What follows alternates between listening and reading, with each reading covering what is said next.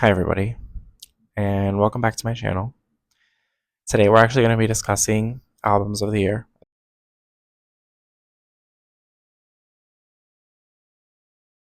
And I have cycled through so many different albums this year within the pop genre, alternative genres. I even explored into a lot harder rock, Spanish, indie rock, you know, you name it. And while I still was very much in my branch and realm, this will be a slightly biased list just because it is still more personalized to my tastes. I know everybody has their own. But yeah, if you have an album that I maybe don't mention, I would be curious, and that like I just so happen to miss this year, I would be curious to check it out, before next year starts to really gear up and give us a lot of different things. But it felt like the right time for this kind of video, and it's another one of my ideas that I just really wanted to push out a bit. I've done something like this before, and I went into like too intricate of a detail system, so I haven't had a video like this in quite a few years. But there are a few things that really affect whether an album really makes it somewhere up for me or not. I feel like there has to be good lyricism. Most of all, I think like that visual component and aesthetic and ability to create an album from not just a sonic life form, but like a visual life form as well is really important. Um, but most of all, it's the music that matters most to all of us, especially those that just a lot of us invest in music a lot. So obviously, that's the most important thing. Um, I guess another slight disclosure is pop has been such a difficult area for me. It is still like one of my number one list or number two listen to genres, from what I can tell. But it's interesting because pop has shaped to be quite a transformative genre itself now, and it's not just this standard 3 minute upbeat thing anymore. It could be a lot of things. Pop can be a range of things, and it's just music that sounds popular, right? So any kind of genre can be popular at a given time, and this year was highly influenced with country, which for some people is a harder pill to swallow. For me, I'm very aware that in my alternative genre, there's a lot more country influences that become a lot more obvious to me. And I respect it. I respect every genre for what it is and where it came from, and um, just country may even have been like our second genre or something in like our history because it all started very folk like. Music was just simple instruments and storytelling and slight harmonies, and that's where everything came from. It wasn't until we started blending a lot of different things together that genres formed. But I don't need to explain that to anybody. And let me not get too far on a tangent because we've got a lot to get through. But just so you guys have some background there, okay? But let's get into it. So, starting from top 10 to 1, I have Camila Cabello's CXOXO.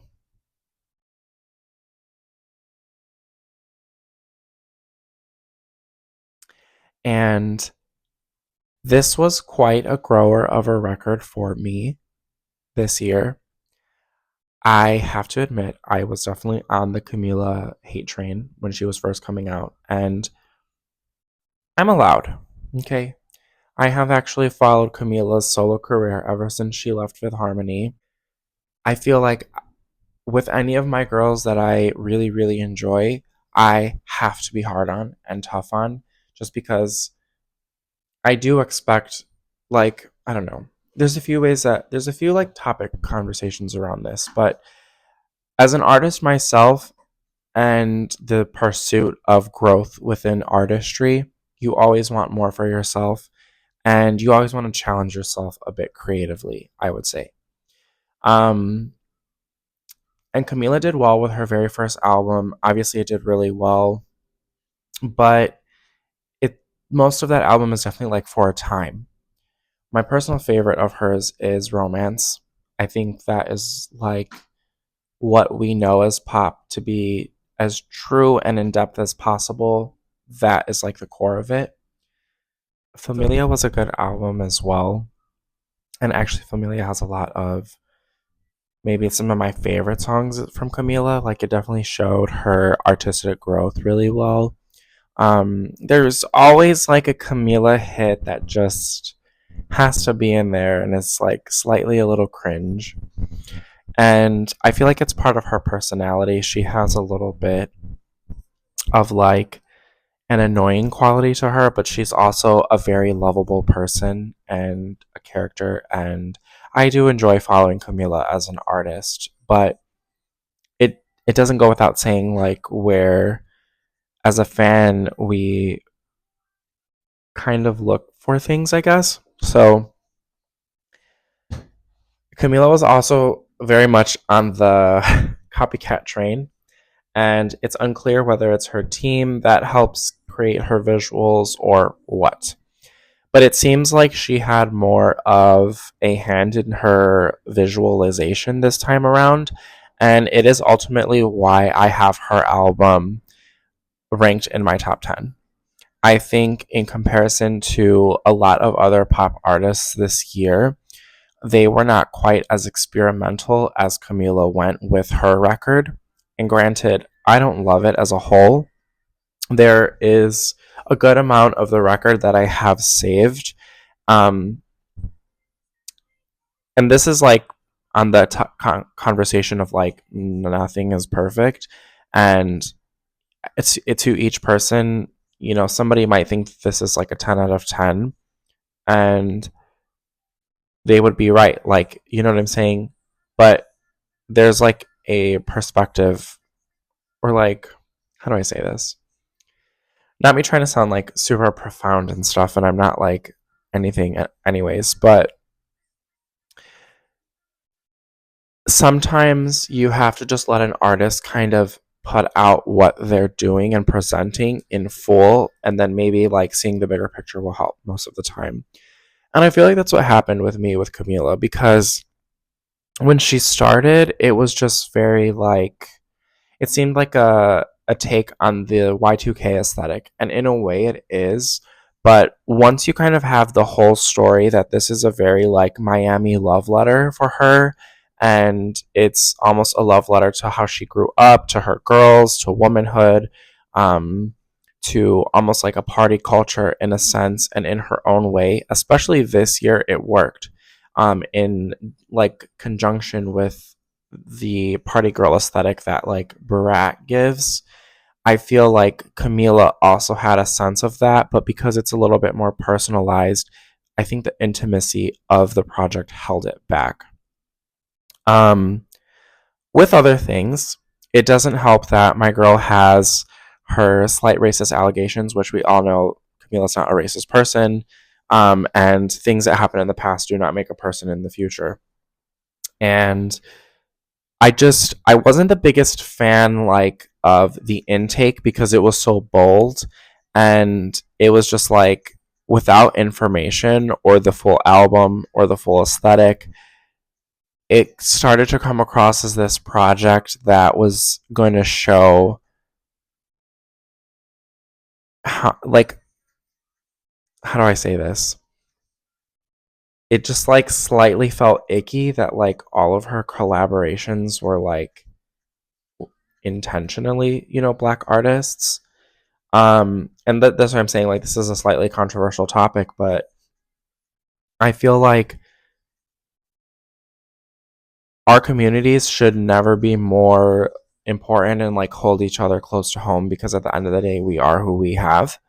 And I mean that in all of the sense. Like even within like the LGBT community, sometimes it just doesn't make sense like how we're not all a little bit more cordial with each other, because we should all be so understanding of our hardships more than anybody.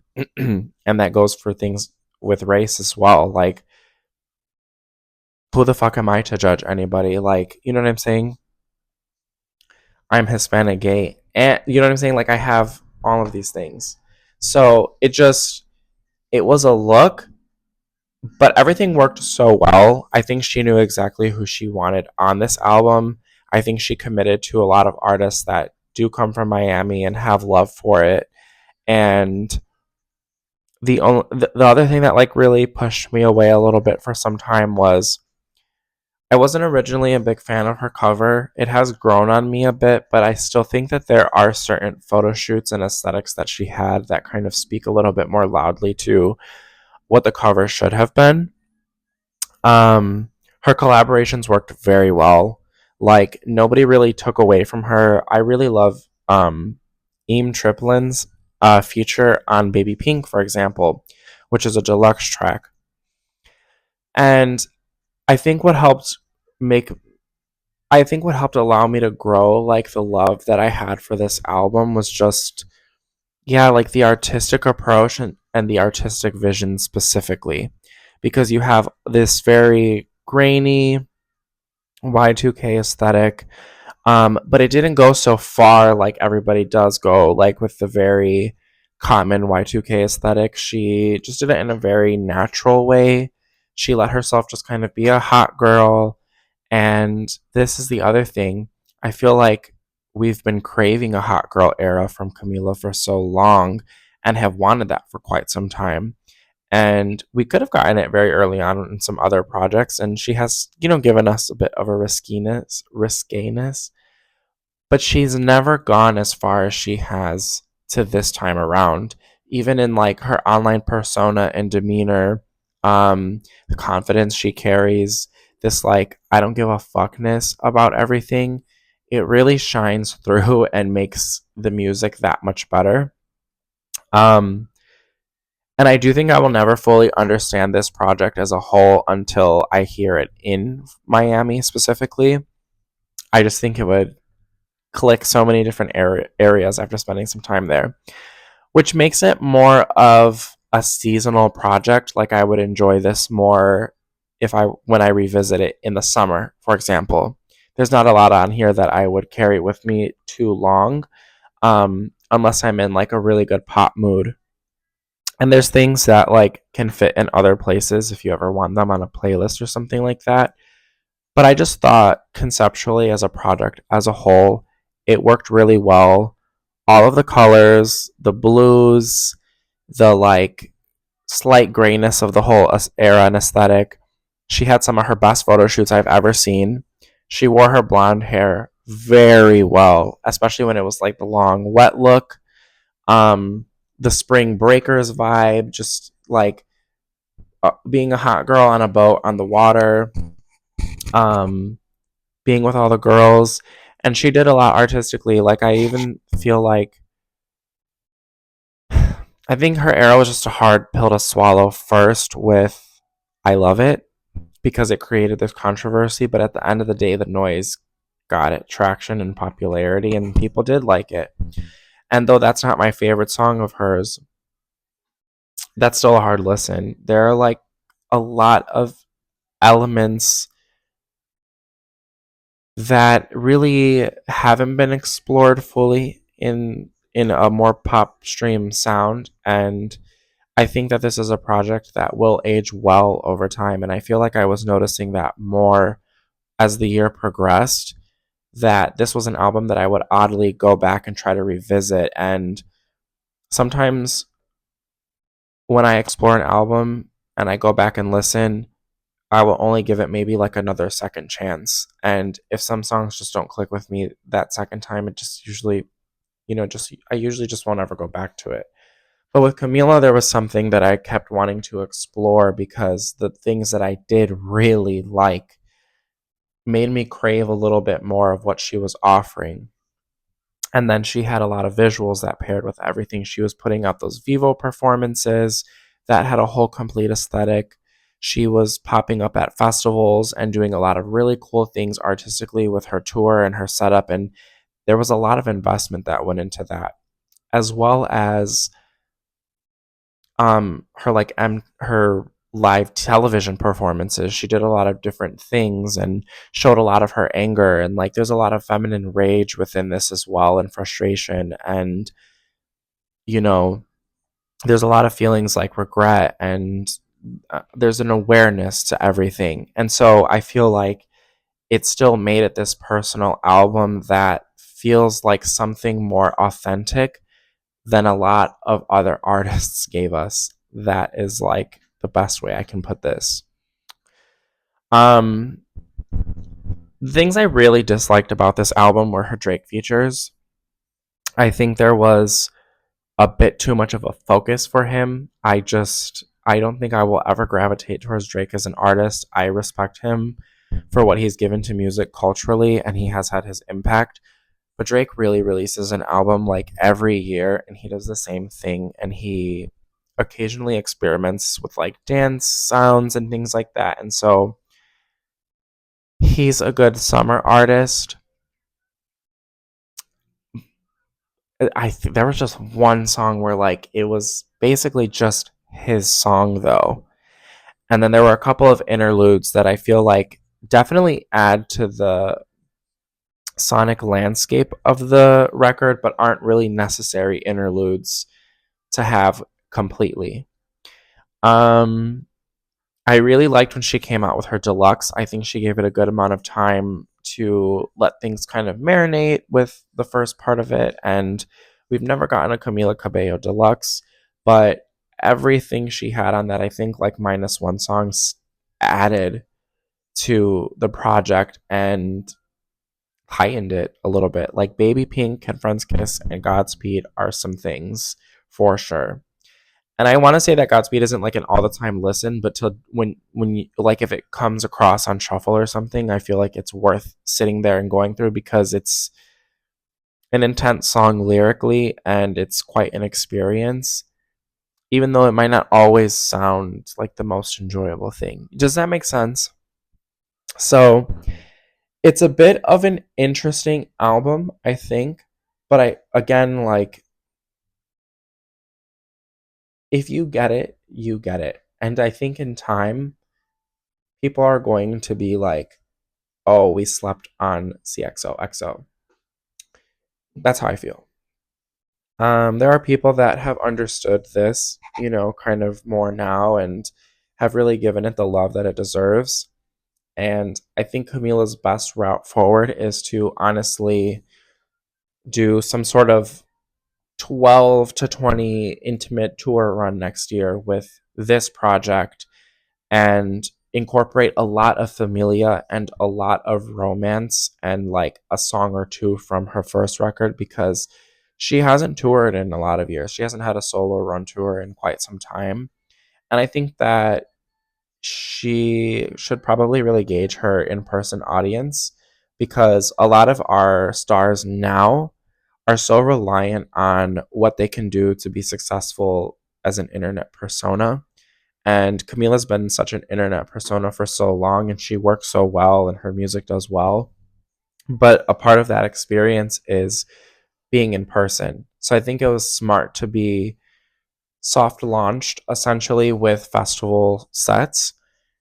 But now I want that to be taken further. And I think that this is an era that can actually be very extended and lived in and marinated for quite some more time. So with CXOXO, I do give her a 7 out of 10 as an album. I'm not going to do a ranking. I'm not the biggest fan of doing those anymore. I know people like them. Um, I will tell you kind of my favorite songs were Pretty When I Cry. I thought that was such a good pop song. Boat was really well done. Also, I have to say this, her uses of samples were really smart and intelligent because it like poked at this nostalgia factor. And some of those things you like knew right away where it was from, and some of them you might have questioned a little bit. Um, and so in ways they were used a little bit obviously, but not like overexerted to where it took away the creativity of the songs. Um, Pink XOXO is an interlude. I don't know why, but I love so much. Dade Counting Dreaming is just a didn't even think it was going to hit like that kind of song. Like, had no idea that it would work so well, and it did. And Ken Friends Kiss. I really, really like Ken Friends Kiss as well. I might also be one of the only people who really, really likes June Gloom, but I find it very pleasing. And then a lot of songs grew over time with me that I didn't click with at all to start with, like He Knows, I still think could do without Little Nas's verse, but again, he doesn't take away from the song. Chanel number 5, there's so much about that I like, especially the music video. I thought that was so cool. And I don't know, like, yeah, like Camila knew how to make herself sexy. And this just all worked really well together. Um, I'm not gonna say what I didn't really like. Like, I didn't care for Hot Uptown. I just feel like it was like a song to get attention. And then that song, Ugly, no, no. And then I guess my last thought would kind of be, um, no, that's it. That's it. That's all I have for you guys with Camila. So,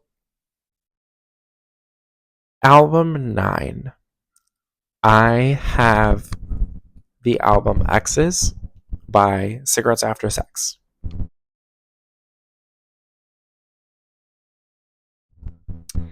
And this is an interesting album to put, especially after Camila, just considering their aesthetic. And I kind of have talked about Cigarettes After Sex a little bit. In my video diary 7, we discuss Cigarette After Sex album a bit. And I love it. I actually do think that this album is close to an 8 or a 9 out of 10 for them. I do think it is their best record for sure so far. Very cohesive. I think that Cigarettes has a talent in just making this very clean, cohesive body of work every single time. They always have 10 songs on their albums, and they keep a very clean release rollout. So it's just like a very pleasing experience to pick up when they're ready. And they really sat there and made a really nice body of work. It was a bit more easily digestible, I think, of a record than their last one.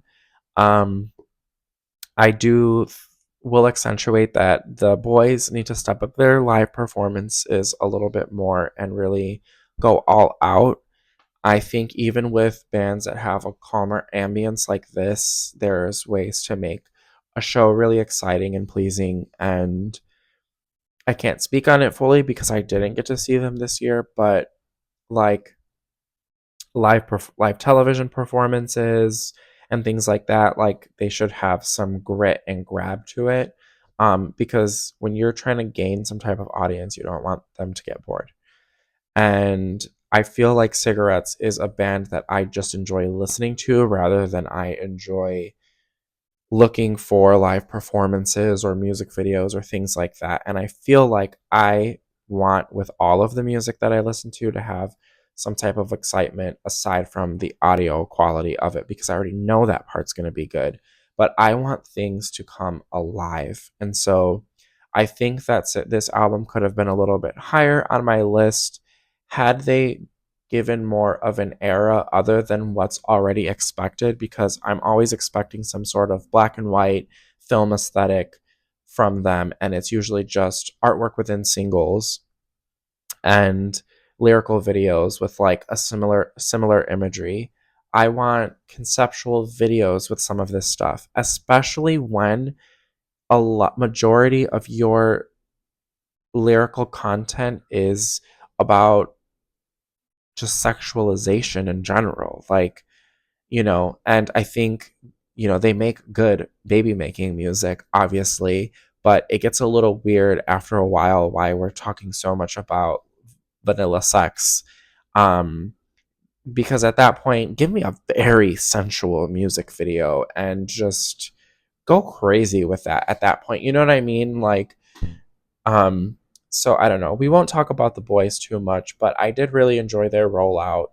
And Yeah, that's my only critique with them. I just want them to step it up a little bit in some places.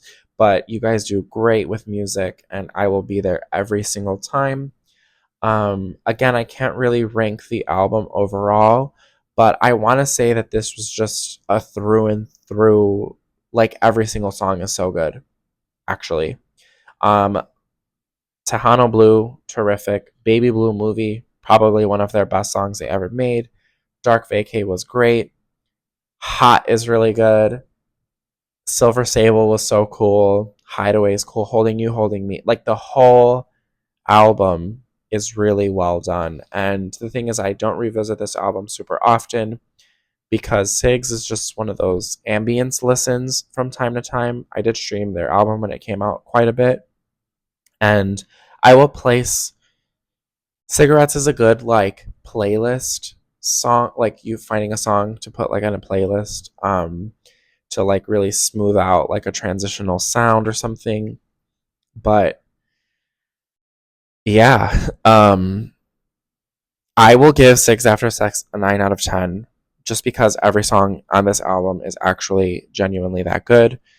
And they're not afraid to pass that dumbass 3 minute mark. They will give you a song between like 3 and 6 minutes on their records. Like they will do it. All right. Empire of the Sun came out with a new album called Ask That God.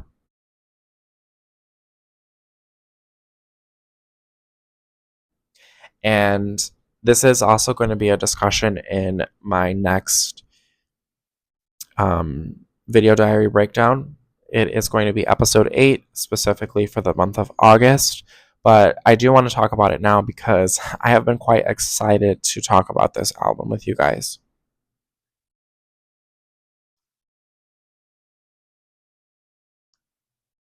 Ask That God was quite a shocking listening experience, I will say. I will always follow Empire of the Sun. They are a very nostalgic band. They remind me of my child. They remind me of my teenage years, I should say. And they have also made some really, really timeless music over the years. Obviously, everybody knows their main hits, but they have still made music that really stands the test of time. Like, I go back to what I liked quite often, and they are also good playlist. They're also good playlist artists to have somewhere because they have so many unique tracks. They have a lot of instrumental tracks, aside from just their music and stuff. But this was finally a project that I felt like they took a more conceptual approach with as well. And I have to say that I haven't followed their music videos too much, but I know that they have been active with putting out a visual aspect to this project. And I'm still growing with it because I want this era to live a little bit more for me. But I have invested in the music quite a bit. And so I have them at number 8 as my top 8 album of the year. Their rollout was also really good. It was very clean. It was very um here's this song, then a second single, then a third single, and then the record. They also this is their first album after quite a hiatus.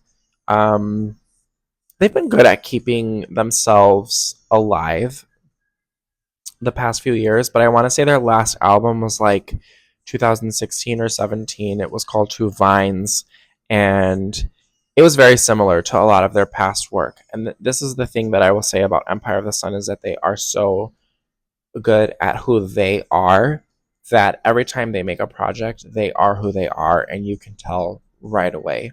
And so it's really good when artists have that quality.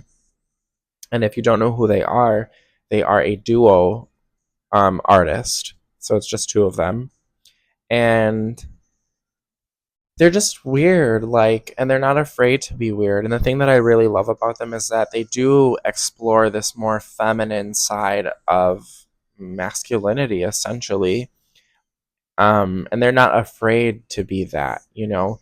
They incorporate a lot of makeup and costume, you know, within their work, and it's very bright, colorful. They're not afraid of that. And so it's complete opposite of Cigarettes After Sex, where they actually are very active and alive. So I only got to see Cherry Blossom music video and Music on the Radio music video. I haven't kept up with everything else. I've been a little bit bad, and it's just because really I've had that break from social media where I'm not on TikTok or anything, so I don't really see a lot of people's things other than if it's on YouTube. And you don't get a lot of those like short reels that help, you know, accentuate the visualization aspect of an era. But I almost don't need it for them. Their cover does so well. I know exactly what this is, and their listening experience to this album was insane. I haven't quite had a unique listening experience to an album in quite some time. Their lead single was this song called Changes, which was the only one that I really didn't gravitate towards, interestingly enough. I saved a majority of this album. Yeah, I saved 10 out of 12 songs from this. Their lead single Changes was very like a song with a message kind of thing, and sometimes those hit for me, most of the time they don't. But it still was just like all of the sounds that were still them and from what they have evolved for, and this more spiritual aspect of everything that they were talking about, because it wasn't super like religious heavy or anything like that when they're talking about God. It's just more of how you would maybe interpret it or perceive it. And there was just a lot of grounding things that were connecting to like what we connect with, and this idea of rebirth and like a recycle kind of type of experience. And so it made this project feel like that. Like you could just recycle over and over this listening experience. And it's crazy because it's like it enters like an album listening experience and then it evolves, starting with this song called Revolve. And it really stretches out the sound and starts to become more of an instrumental project.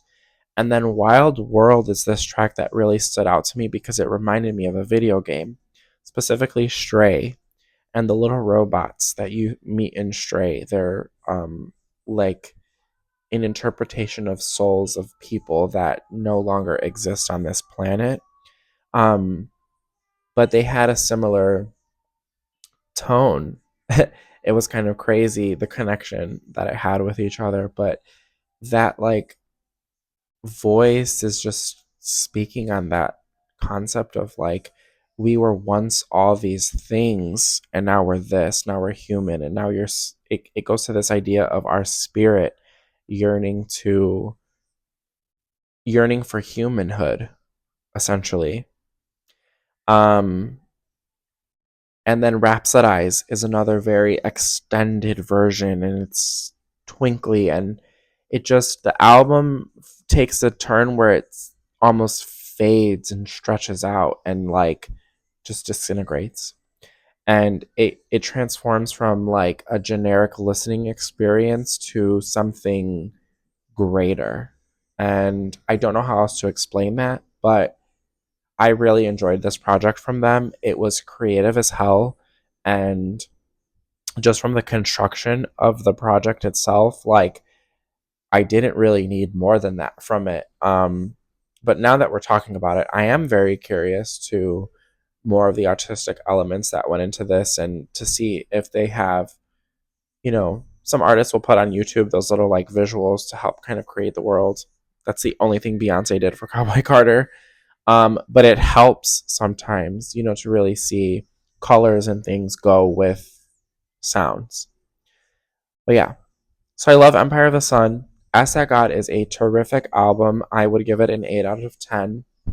And my favorite tracks were, as kind of mentioned, Music on the Radio, The Feeling You Get, Revolve, Wild World and Rhapsodize. And it's crazy to say that because some of those songs don't feel like songs, they just feel more like a type of sonic experience. The seventh album of the year, in my personal opinion, is Foster the People's record Paradise State of Mind.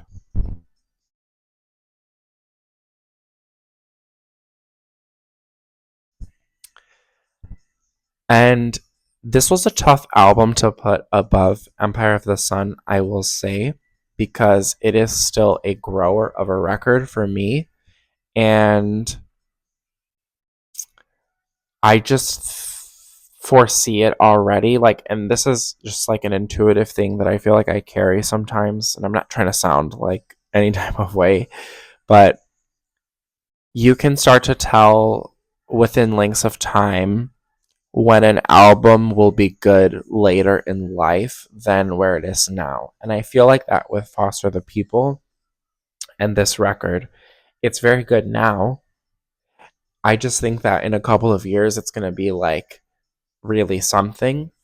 Um and it definitely for me grew over the year. Like there was a point where the last record we talked about was a bit above this, but over time and where I'm at now, and how much I know I'm still growing with this record, this might actually surpass an album or two on this list over time. And it's because they really shocked me with what they were able to do. And Foster the People did this really cool thing where they went back to their more campy origin because Torches, the album that they released, debuted with, was very campy. It was very alternative, and it was very different for the alternative world at the time, and that's why it did so well. And they kept that and matured with it on Coming of Age, which is a record we'll talk about in the future, so we can discuss Foster the People a little bit more then. But the last real project they came out with was Sacred Hearts Club, which I'm probably going to be like the hard deep cut fan of that record, but it didn't make it their strongest at the same time, and I can recognize that. And then they had this strange period where they were just releasing singles of things, and it seemed like there would be a very soon follow up to that record, but there never was. And all of these singles were also never grouped together. They could be, to be honest with you guys, they could be grouped together. Um, and then they came out with an EP that was a lot more stripped back and very alternative and started entering a little bit more of a heaviness aspect. And I don't think people gravitated towards it that well. There were a couple of good songs on it, but it just wasn't really received. And then Foster the People disappeared. They disappeared for quite some time. And we came back with this insane comeback, Lost in Space. And it's a bit more dancey, and I loved the music video for it because you can tell that it was very creative, used in a very limited space. They didn't use a lot much in the studio to make it come to life, but they had a lot of dancers and a lot of choreography, and this is honestly something I haven't seen Foster the People do in some time. Also with this concept of space, so in the beginning, I was scared for them because I was like, you guys are taking on a theme that somebody had already started. And we talked about this in Video Diary 7 as well with Glass Animals. Glass Animals took on the space theme aesthetic and they really went there. And so I was nervous with Lost in Space just because the title made it seem like you guys might go there. But then they released their album cover, the track list, um, and that was kind of it. And they show more of this psychedelia. Like the album cover really reminds me of something that you would see Tame Impala have. But it's a really cool album to look at. Like this is such a good album cover. It's a little scary. I love the tones of it, and um, like I just love the sand and yeah, like I really enjoy all of the psychedelic elements to it. With the song Lost in Space specifically, when they released it, it gave a very slight jungle, was the only thing that I could really think of. But I was like, I can't really see where it's fully going until I have the project as a whole. And I loved it on first listen, but it definitely has been something that needs to be digested over time. And so I grew to like a lot of things from it with that. Chasing Low Vibrations was their second single that came out. Loved that one immediately. Classic Foster the People sound. But then they did a lot of really cool creative things within the record. Um, Feed Me, Glitch Zig, and The Holy Shangri La are some of the most unique sonic experiences as well that I have had over the past few years, especially Glitch Sig. And it reminds me of something that they did with Broken Jaw, um, where it just completely takes this left turn at the end of the song and they just use this crazy, like, it's some type of horn sound. Like, I don't know if it's a saxophone, I don't know what instrument it is, but they really go there with some of these sounds and use some instruments in such unique ways. And I really want to experience this sound live because I almost can't imagine it. Like you hear it and it's almost unbelievable. So like I want to be able to go see it and hear it live to experience to really be like, okay, you know. There's a couple of tracks that haven't grown with me enough in time, but again, like I've said, I'm still growing with the experience of this album. I do have, I think, nine songs, 9 songs saved from the project, and I want to say it was either 11 or 12 tracks originally. So it's a good amount of songs that I've saved. Yeah, 11 songs. So see, I'm only missing two, which is a song called Take Me Back and Sometimes I Want to Be Bad. I don't have that either for some reason. Um, but that's it. Everything else I really like. So I have my favorites, and I want to say my favorite right now is the song called this title track, Paradise State of Mind. Just the message of it, you can tell they also went on a bit more of a spiritual experience and journey, and they are always talking about this reflection of life and growth, and like to hear even where adults are in their life in the future still go through some of the same motions we go through now and paralleled to life currently is just crazy.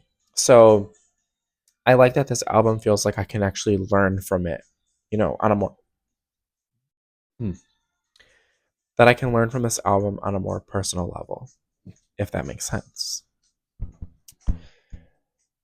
All right. I just want to show you guys this sound.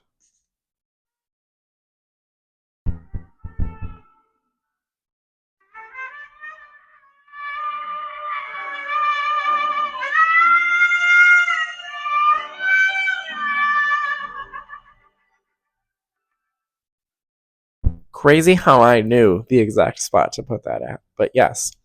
So I haven't given this album as much love as I would prefer to give it, but it's because I know how much I'm still giving it in time. And I don't want to ever overplay something. Like right when I hear a good song and I really enjoy it, yes, I'll listen to it. But this year, as you guys have come to follow me in my listening experience and kind of pattern, um, I don't I like tend to listen to things in their respective period and then kind of pay attention to other things in their respective periods. And when I start to pick up like a let me go listen to that again or check it out kind of mood is when I will do it. And so since this album has released, I have occasionally gone back and listened to it, added more that I've liked, or if I feel like the sounds make me crave a bit more, like we mentioned a little bit earlier, I will then open the whole album back up and see if I pick up anything on the other songs that I didn't in the past time. And this is an album that makes me feel that. Um, Whereas with Empire of the Sun, like the tracks that I didn't like, I did kind of have a finalization on it because what I do love is enough for me and is the project. This one, on the other hand, and it's above Empire of the Suns, for example, because I can see the growth in it. And sonically, what they do is still a bit more cohesive as an album project versus an experience. Does that make sense? So that's why I have them here. Um, and the sounds that I have from them, from the 9 tracks that I have, still have so much exploration for me that I know that it's going to like travel with time. Like I could honestly see this album making another appearance next year should things not overpass it, you know? Um and we completely missed a visualization aspect to that specific topic, but I did like their music video and I do like a lot of their covers and they've been good about putting out remixes of things and some of their remixes are so good and add to the experience as well of their era. But I haven't seen too much of a visualization type of era for this. Um, I want to say they just have the cover like on the songs individually on YouTube. So I think I would like to see a little bit more of that. But I have a feeling a lot of that is going to come to life in the tour. Um, so I will be excited to see how they make their tour come to life. So I would currently rate Foster the People's album as an 8 out of 10, but I do think it has potential to be higher. Okay. So, my sixth favorite album of the year actually goes to Kings of Leon. Can we please have fun?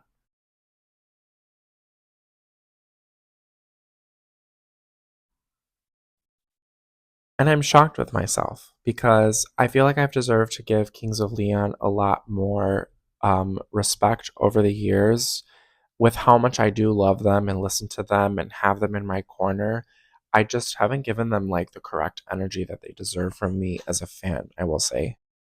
I feel like we need a little bit of the sunshine and the brightness, so let's have some of that.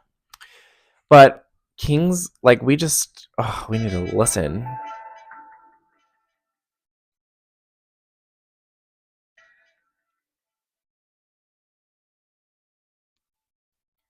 So we'll have her in the background. But Kings of Leon did something really special. I also feel like they went back to a more authentic root of theirs. Like I got a lot of like Taper Jean Girl energy from this particular album.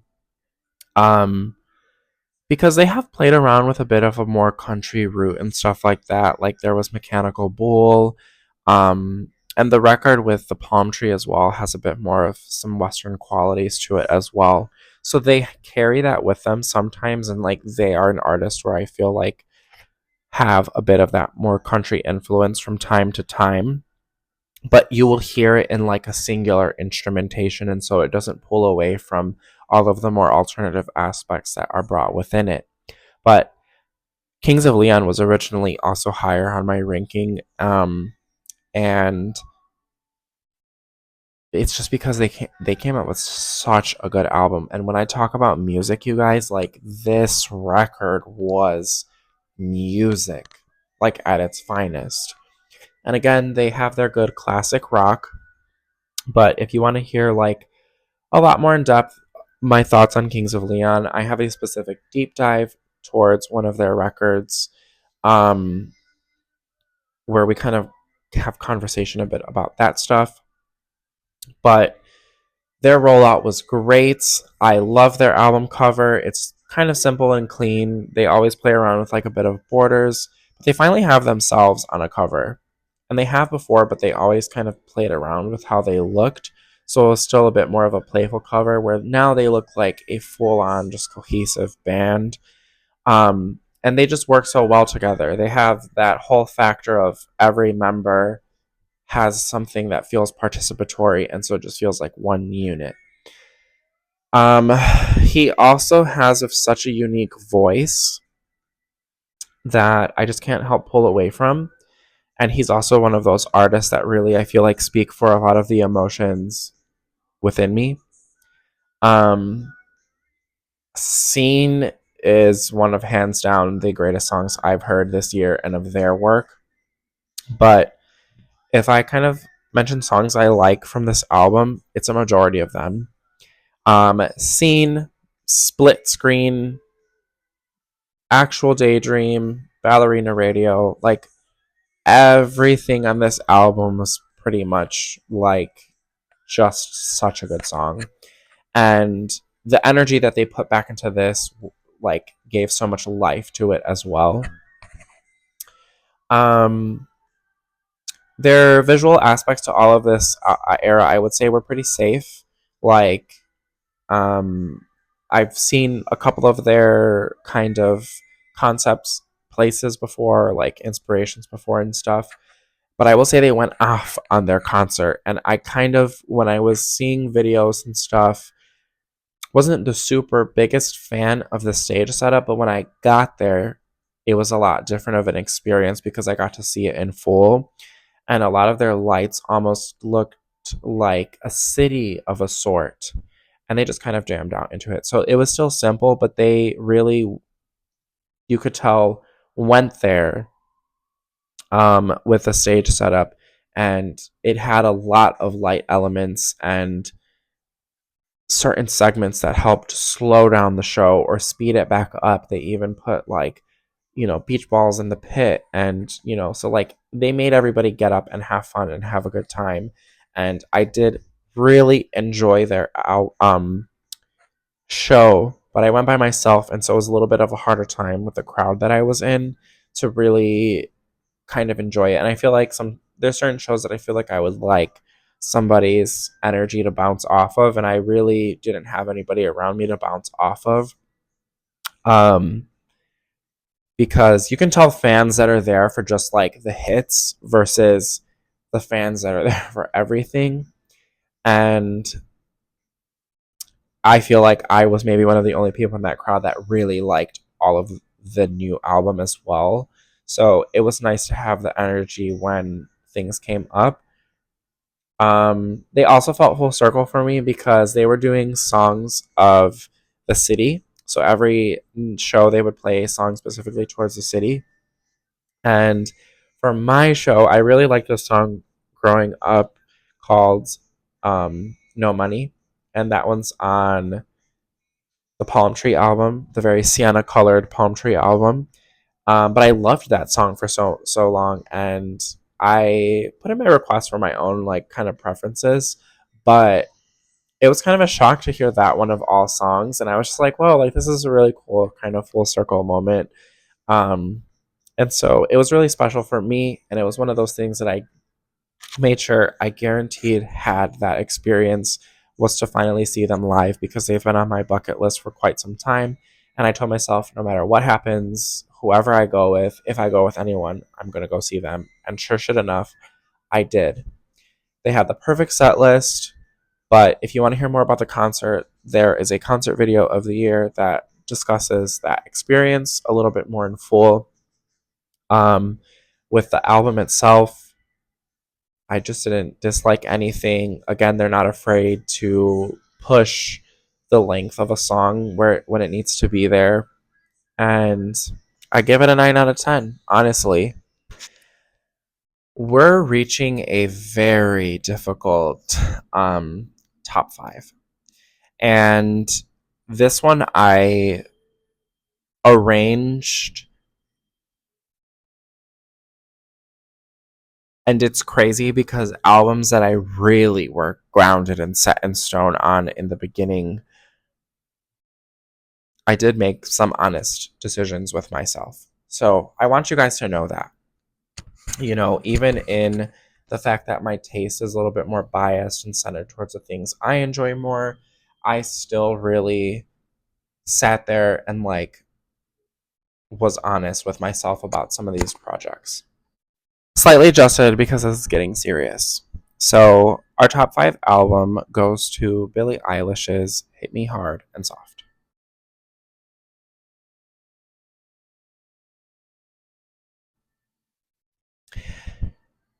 This album is straight up a 10 out of 10. Like, I don't want to hear what anybody has to say. This album is perfect. It's probably their best album they ever made, and it was experimental where it needed to be. I never thought that Billie Eilish was going to do some type of dance incorporation, but like to heighten one's vocal range and ability the way that this one really highlights throughout the record. The construction of the record itself is quite insane. Um, this was originally my album of the year. I'm not gonna lie to you guys. This really was originally my album of the year, but I had to pull away and look at it from a bigger perspective than I was allowing myself because I feel like it would have come from a biased place to say that this album um, artistically has done more than others. I will say Billie has done hella work this year, and I mean, she was out campaigning the fuck out of this record, and there has to be a live version of every song in some way, shape, or form out there. But I want to say that like there is also an over reliance on just relying on performing live because we already know that people can sing and do well. Um, and I feel like for the aesthetic of the album cover to have this blue and water, like I'm happy that they didn't go too far just because the Marias technically came out with the concept of water first. So I was a little concerned in the beginning seeing her cover as well because I was like, somebody's already done water. And also like Way's Blood was in a room. You know, there's a lot of concepts of like people in water. But I feel like for Billie, it worked well because she had Happier Than Ever before. So it seemed like she fell back into this water from where she came out of and Happier Than Ever.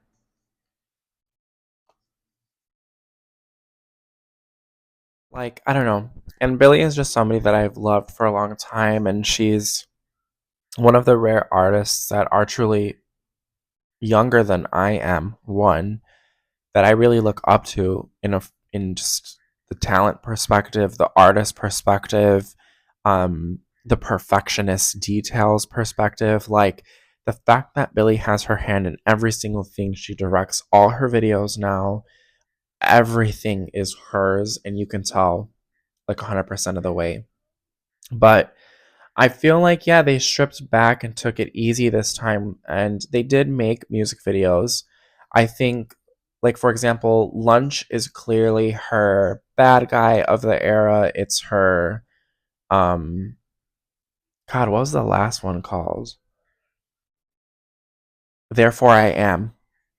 Therefore I Am. Therefore I Am and Bad Guy. This is that song of this one. But even still, it takes that very basic beat that we all know she can do and then at the end turns it.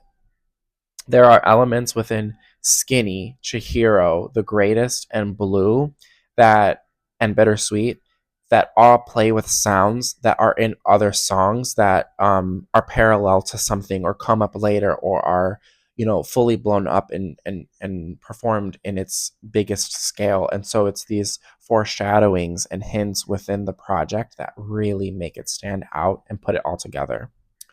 The other thing is the fact that this album has the ability to sound like everything is truly underwater. You feel like this project was made within a layer or within a body of liquid.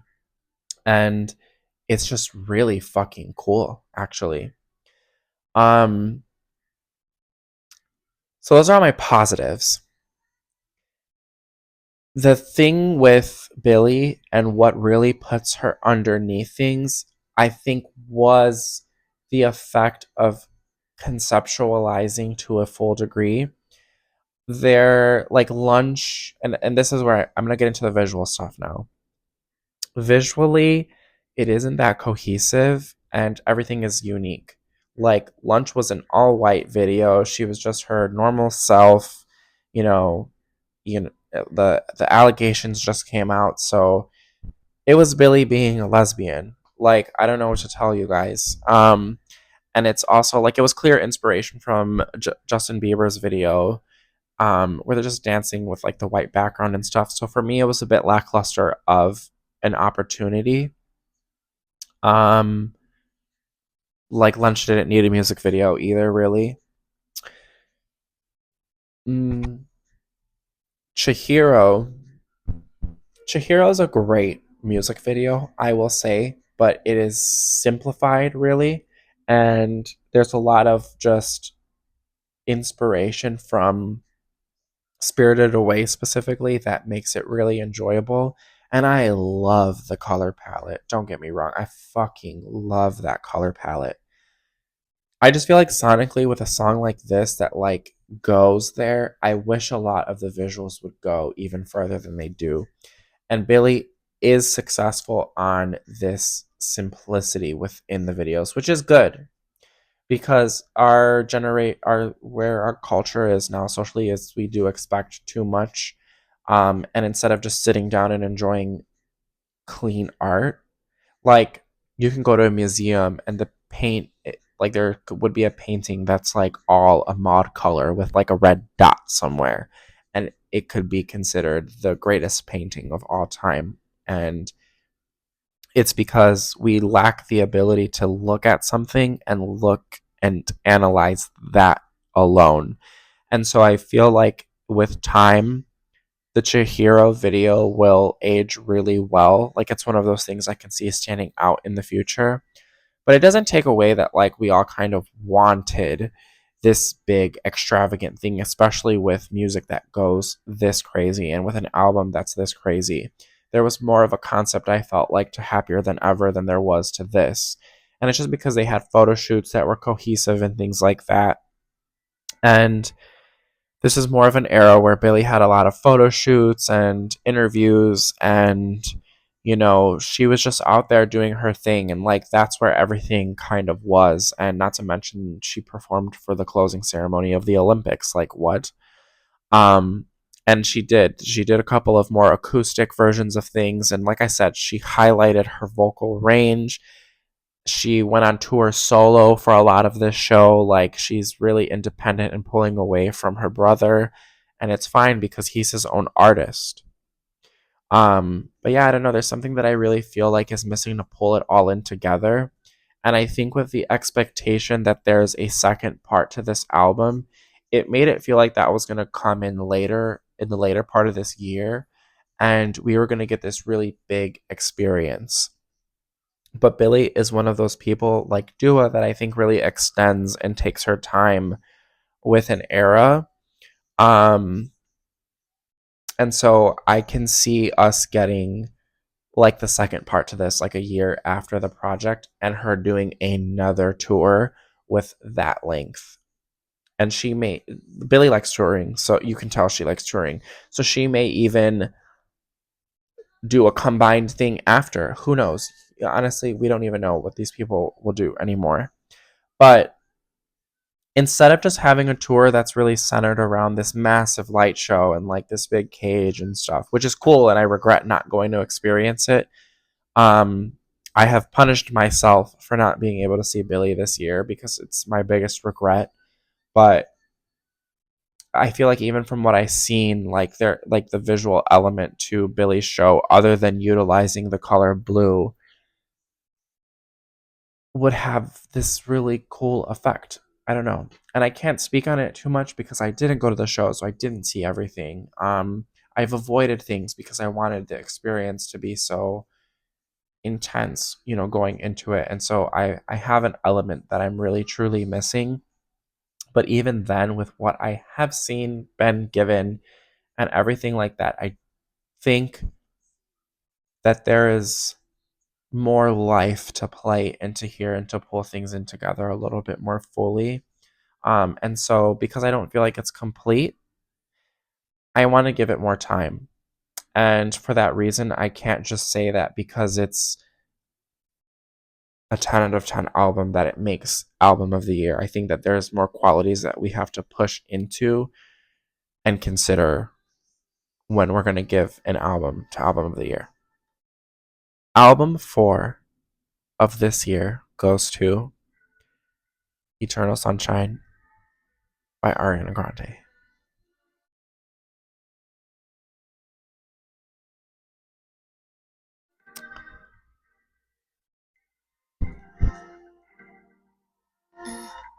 How can I tell if I'm in the right relationship? Aren't you really supposed to know that shit? Feel it in your bones and know that shit. Ari gets fourth, and she originally was not above Billie, guys, but I I came back to Ari more than I thought I was going to come back to Ari. And Ari came in the very beginning of the year and just put out this concept album and really worked her ass off with it. I will say Ari has been in she when this album first came out, she was interviewing it like nobody's business. She's been on the most random podcasts I have ever heard of, but tuned in for and sat there for hours, 2 hours on end with some of these people, explaining everything, discussing her absence. And you can finally see that Ariana is a fully realized woman and she is fully authentic to herself. And she may still be on this healing journey. And I think that there are things that she's never going to recover from. I just can't imagine as a person recovering from some of the things that she's had to face. But to come out with a surprise, and this is like sometimes when some of your best work comes out. She originally said she wasn't going to come out with an album until after all the Wicked stuff. But this poured out of her. And she, like, for me as a film nerd, I can't fucking believe she made an album as a mainstream artist from a film that people know, but like, I don't know. And it's having parallels between the movie Eternal Sunshine of the Spotless Mind, having connections to it within the lyricism, and also happen to correlate with her own life and relationship. And, you know, analyzing, questioning, breaking down, and being playful with situations through this record. Not to mention the construction of it as well is pretty genius. I feel like this is one of the first albums that I really respect how she constructed it and, you know, made it play. The album starts with a question and ends with an answer from her grandma, and you can just start it all over again. You can play this album on shuffle and listen to it in any order, and it works. It does well. You can listen to it in its original order, and it's genius. It's a very short album, I will say, and I want Ari to start pushing the boundary of time a little bit more because the longest one barely reaches 4 minutes. And I will say, like, it's fine because this wasn't like an intended project and it was focused, and they let her have almost full artistic vision. And she even changed her album cover when she knew what it should be. Like, and the album cover is beautiful. Album cover of the year for sure. I love it. I love the color palette. And she breathed so much life into it. She really created an album from Yes and to We Are Your Friends, to her SNL performances having their own aesthetics, like Imperfect for You. Live was really beautiful. We Can't Be Friends live when she's in the living room setup was beautiful. And she just really created this world and brought it to life from screen to musical concept to performance concept. It just so good. And then she came out with her Vivo performances when she couldn't tour. She said, like, sorry to her fans, like, we really try to make this work, but like it's just not gonna work out right now. Totally fine, totally fair. I don't want another album before she does some sort of tour because we didn't get a positions run, and like that with this is more than enough of like something to experience live should she come out with another record, we're going to be there. And I had not considered myself a type of an Arianator for years because I really truly had a hard pill to swallow with Ariana in the beginning, but she's at a place where I can see universally a lot more people enjoying her and respecting her as an artist. Um, and yeah, I don't know. I just think it's really good pop. She plays a lot around with R&B, and I think she's found her sound. She knows how to play within the world of it, and she knows how to be artistic as fuck with it as well. And like that, I can really, really respect. Um, and I feel like now we know a bit more of who she is as a person. And I feel like a lot of times in the past, Ari still seemed very masked and um like not 100% all of the time. And now I feel like I've never seen her more in like a more beautiful light, to be honest with you guys. And this isn't just me fangirling or anything like that, but I have truly grown to love Ariana like over the over time. And I want to just say that like I also really don't respect how the music industry is treating her, and like this is why the music industry needs good workers to really like follow the flow of change, because people are going to start craving authenticity, and labels have to allow for a permanence in that authenticity within an artist's work, mind, and perspective. Like it has to be centered around working for the artists and working for the art, but it's going to take a really long time to change that. But the fact that we still live in a time where the music business side of everything is punishing Ari for being an actress and exploring her creative talents fully, it's selfish because they look at Ariana. It seems from our outside perspective that they're looking at Ariana as a name to garner attention and profit. Because if you get a lot of views to things and performances and things like that, of course they're going to show up for her. But if you're using that and not actually crediting the artist for their work, and I will say, like, maybe the album doesn't deserve an album of the year, but it deserves to be nominated. And We Are Your Friends definitely deserve to be nominated for Record of the Year because it started that whole wave of nostalgia factored like almost pop ballads, and a lot of people came out with one this year. Billie Eilish is going to get it for Birds of a Feather, watch, and she's not the one who came out with it first. I'm sorry, but I think we should be fair about those things. As good as those songs are and as much as they deserve those things as well, like for example, that whole wave of disco went to Dua Lipa for setting it with Future Nostalgia. Had another girl came out with it first, they probably would have been looked at it more for it than anything. But everybody else who came out with a very disco futuristic, element to their pop work, like I can name a few: Ellie Goulding, Zara Larson, like a lot of people came out with records late, like we're talking about like 2 years later from when that happened, and so it just felt like we've had this already kind of situation. So when I talk about that, it's that like Omar Apollo came out with a song with this feeling. Billy did it. There is a song in almost a lot of artist projects where they go back to this nostalgia factor, and Ari technically gave us one first. That's all I'm gonna say. Um, I do think the album is like 10 out of 10. I will say as well.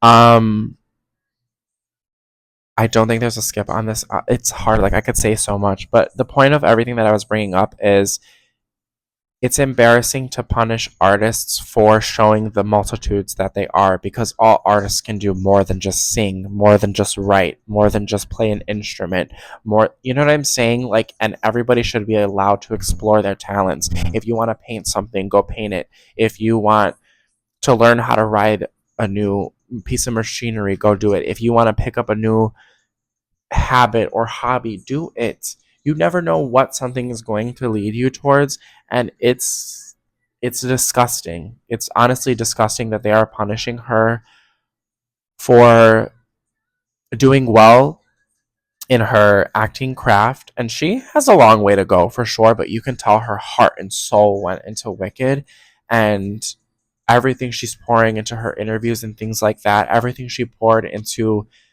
making an album breathe life in an era where it almost wasn't going to be achievable for her. It's a shame. It really is. It's a true shame. But for that, she honestly deserves a spot in any album of the year. Sorry. I didn't think I was gonna get so passionate about things today. But okay. Album number 3 of the year goes to Loss of Life by MGMT.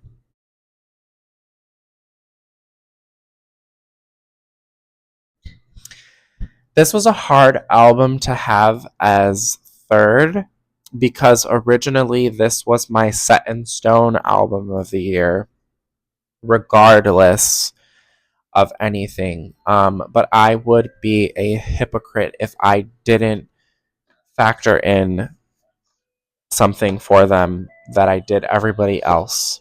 And so it really stripped it back to third on my ranking of albums of the year.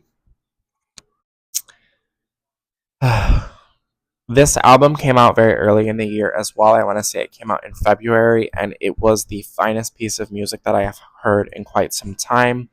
It was very reminiscent to me of Arcade Fire's We. It is just a very beautiful, short, knows exactly what it is album from top to bottom listening experience. One feature, how albums should be. One or two features max to really highlight the work that you're doing. And if you collaborate, you need to show that you guys worked together to create this and that it wasn't just, I have a verse. Do you want to slap it on that song? I'm going to send it to you via DM. Do with it as you will. And you can tell that they weren't seamless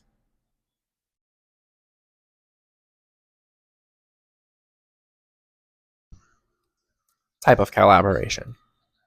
So, Loss of Life starts in a really cool way. Also, they have such a cool cover, and I think that's what pulled me into them. And I've avoided MGMT for quite many years because they remind me of a very raw time in my life, and so I completely halted listening to MGMT. But um, I don't ever want to limit myself to good music.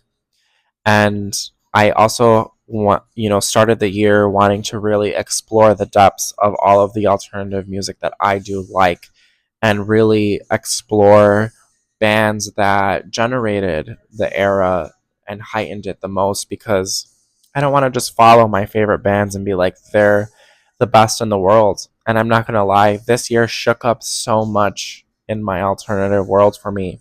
Last year I found comfort and a home within it again, and this year I explored the depths to its fullest. And you know, we can have a little bit more of an alternative based conversation if you guys would like at some point, and I might do it anyways.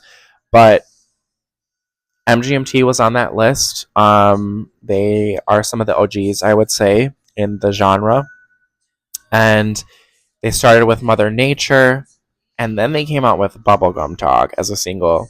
Bubblegum Dog pulled me into this whole thing immediately. It made me really like Mother Nature. Mm. And then they came out with their album. They had a quick, short rollout.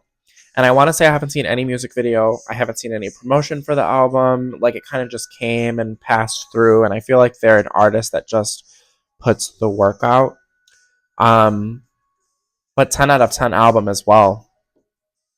What can I say? This whole top 5 is 10 out of 10, by the way. But Loss of Life starts with part 2. So when you get to the end of the album and you hear this 5.5 minute first version, you just hear that it flows right into each other. And so you have this cycle of life that this album plays with. And they talk a lot about death and change and politics and these just feelings. And they reach, you know, like angry, energetic, guitar based heights. And then they have slight moments of dance. And then they really drop the feeling down with the certain things. And it's it's quite a listening experience, I will say, and I'm very proud of them. I did not expect this from MGMT of all people, you know, but terrific album. Like hands down, I need this record on vinyl. Um, and favorite songs I would say are "People in the Streets," "Nothing Changes," Freddy's song, and "I Wish I Was Joking." Like great. It's really hard to kind of think about even ranking this album because it's just so good and it takes you on such a journey. And I feel like this is one of those albums where I feel like this is what music is about. And that's how I felt about this record. Why it's 3 is because I do feel like there was no visual component. And I could have this also be based on the fact that I have taken so much time from social media. Maybe they do have some visual components, but I would assume that they would be very minimal. And again, I still follow people on YouTube and haven't really seen a music video. I haven't really seen much life into creating this concept fully. And there's no tour. It's just like the project is just there. And so I feel like this is something where like this is the kind of music where I feel like people should be hearing it, and this is the kind of stuff that should be promoted a little bit, and no artist should not have to be influencers of any kind or doing the absolute most to get recognition. But I do feel like there should be some sort of effort from an artist, and I can't fully say that they didn't give that effort, right? Because I haven't explored it too much. But I want to say, just again, from everything that I've seen, I think that there would be a little bit more of an effort. And now I want to prove myself wrong, so I'm gonna YouTube if they even put anything out.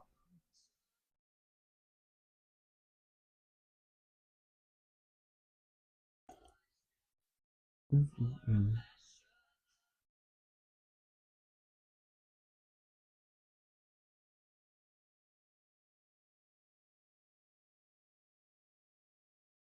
Huh. Okay, people. I can call myself out on my shit when I'm wrong. They do have some sort of visual aspect. Um, they've got a couple music videos. They have a full visualizer. Hmm.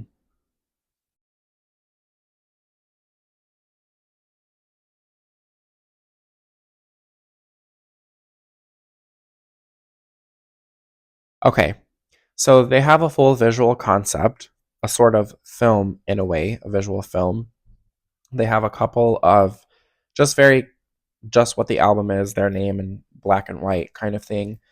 I'm going to watch these, but at the end of the day, still, there is a lack of promotion for this kind of stuff. Um,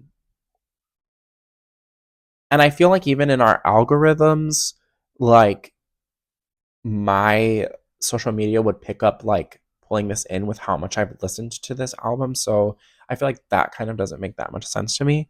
But yeah, I feel like there's just a little bit of a lack of promotion. So like even those music videos, how the fuck was I ever supposed to know you guys put out any music videos, you know? But there's that. I'll get into it a little bit later. Top two album of the year goes to, and this is what I'm saying. These specific top three were quite a challenge for me, but I do give Submarine by the Marias the second best album of the year spot.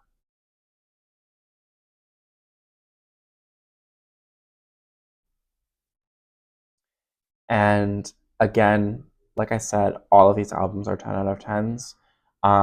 Even if not everything is 100% for me, I can recognize when an album, like even if there's a couple of songs that I'm not particularly a fan of, would make it a 10 out of 10. And I feel like this was a bit of a sneaky record because it definitely grew over time for me. And this is the one album that I feel like I would have enjoyed experiencing um, singles, like one single at a time.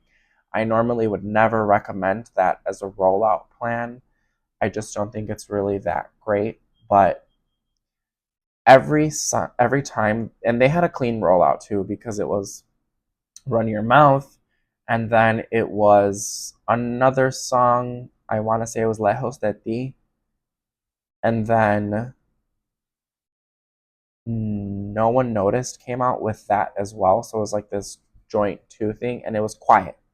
Their rollout was quiet at first, but everything was so good. And I'm talking like hands down, their whole entire era, aesthetic, colors, visualization, music concept, everything, every single aspect is like one big web that, like, if you put together, works. And it all stemmed from one thing.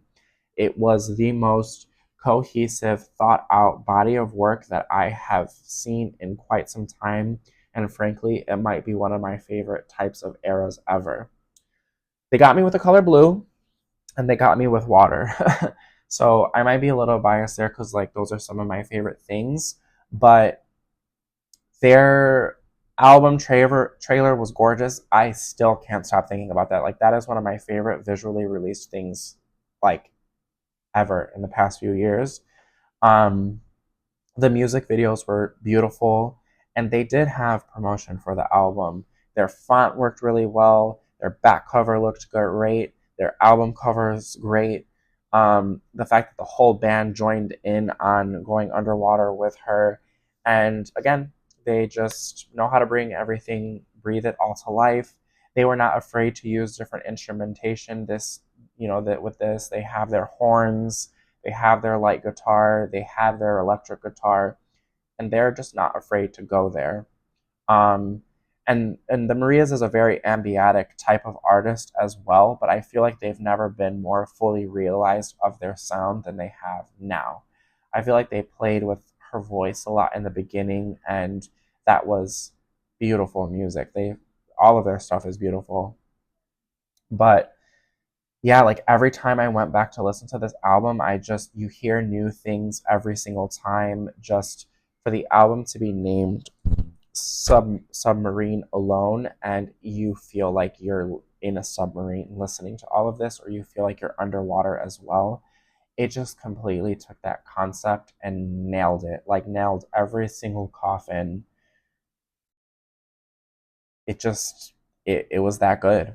And then they had a tour to match the energy of it, and it just, like, honestly, their tour blew me out of the water. But again, I talked about concerts in one of my previous videos, so you guys can go watch that if you are interested.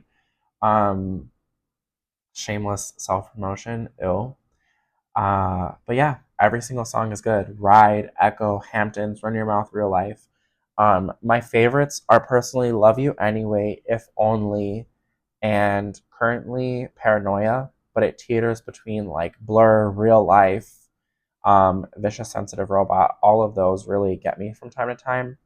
I think Hamptons was the only track that I didn't really super care for or gravitate towards in the beginning. But everything, that's what I'm saying, like every time I would go and re-listen to it with time, I just started growing and growing, and this album feels like you go with the waves of motion as you should.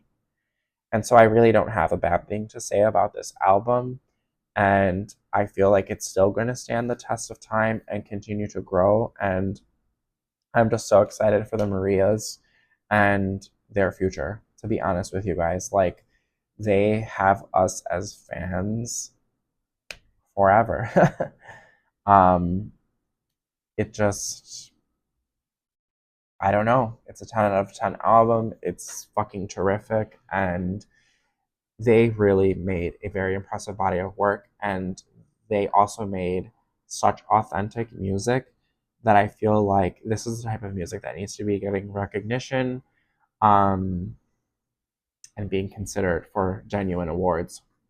Like, I do think that whatever academy that there is, or whatever, like, we either need to dismantle the type of way we distribute awards. I do think that there should be a type of ceremony, but I think that it needs to be a collective group of people that really sits there and throughout the year listens to everything that gets cycled.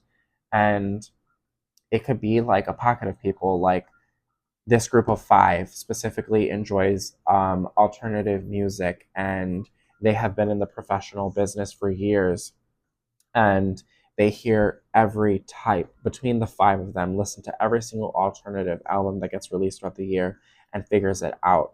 And I feel like that, as a collective, you then have your pockets of people who listen to different genres and are almost experts in the field, and can really have non-biased opinions.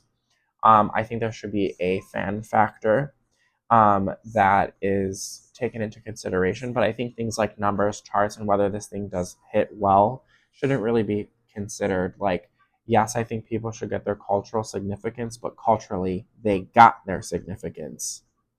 That doesn't make that their album, project, or anything is good. Just because it's well received doesn't make it like an authentic, genuine, magical body of experience. Do you know what I mean?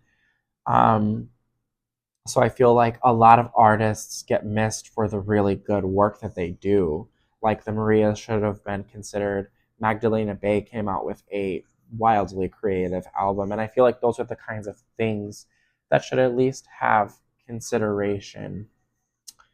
Um, but yeah, so they did great with their visuals, music, everything. This is a 10 out of 10 album, and it would have been album of the year.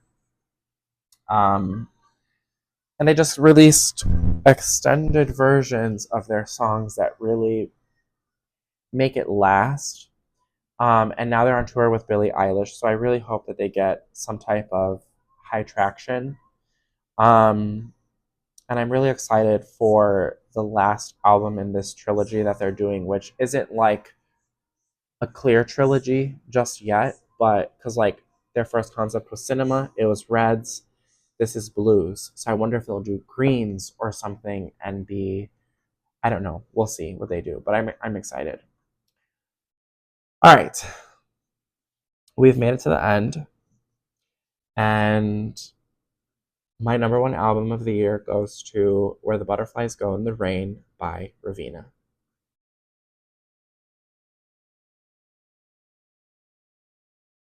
And I say this with full confidence because this is the album of the year.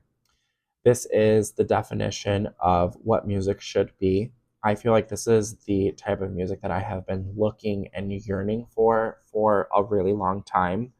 And there are just so many unique sounds in this album that are light, airy, beautiful. And her cover was beautiful. She's got a lot of good music videos. They all make sense. They're a little weird, but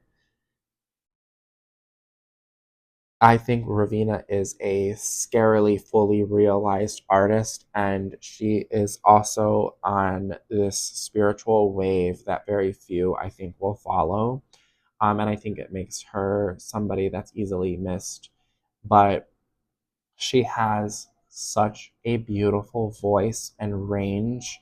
And what she did with her album, again, everything may not have been for me entirely, but I can respect every song for what it was, and every single song complements the album fully. Pluto was amazing as a lead single. Lucky came out, and I couldn't get enough of that, and I just felt so tied to it. And then every song on the album, she's not afraid to play with lengths. The lyricism, it just hits so hard. She has moments where she does incorporate a little bit more pop and it's upbeat.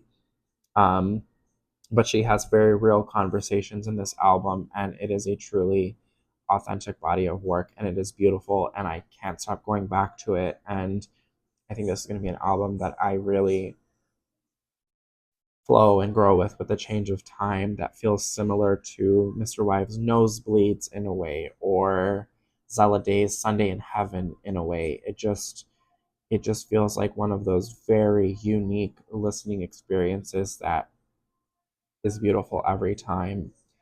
Um, and what she does with Water, that song, it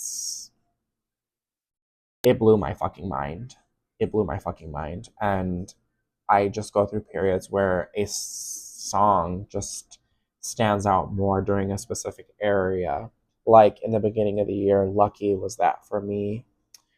Um, when the album first came out, I really had my moment with Rise. It feels like sunshine. It feels like the early morning. It is what it is. It has a beautiful message that isn't cringe. Um, I went through Kid a lot, 16 Candles a lot, Smile for Me. Little Bird is a rough song to listen to when you listen to the message fully. Um, and but like right now, Every Color has me. Like it's standing out to me a lot. And yeah, I this is a 10 out of 10 record, and it's beautiful. It's perfect. I got to see her live. I got to meet her. Like I have never been more in a full circle sense in my life, and I just am grateful to see and excited for where things are going to go from here. But I feel like this year really did help me fall back in love with music, and it's something that I was really looking for because I started to feel like very desensitized almost, and I was outgrowing sounds and things, and like I feel like I've always had an authentic sound to myself in the music that I enjoy, but like I know I like pop music, but it's not exactly my home or realm. Um, and I feel like when we enjoy artists and people, the what we have to give back to them is like our investment with it. And I'm not talking about an obsessive investment. I mean like have respect for your artists at the end of the day. I mean like if I really enjoy somebody's work, I am going to give all of the stuff my full listen, undivided attention. And I may not receive everything well, but there are things that I will understand and gravitate towards. And I don't know, like I have also followed Ravina for a couple of years. You know, she was shown to me by a very good friend. And this is the first album where I was just like, holy shit. You know, like it all clicked for me. And it, I don't know, I feel like music hasn't done that for me in so long. And at the end of the day, it is really about the music.